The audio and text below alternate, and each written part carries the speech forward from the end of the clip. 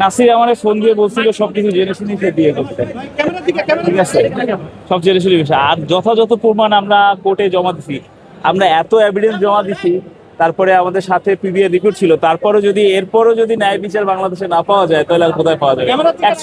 Actually টাকা যার আছে, ক্ষমতা যার আছে, পাওয়ার যার আছে, তারই বিচার আছে। আমাদের মতো সাধারণ মানুষের পক্ষে কোনো বিচার আশা করা যায় না। পরবর্তী আমরা আপিলে যাব ইনশাআল্লাহ।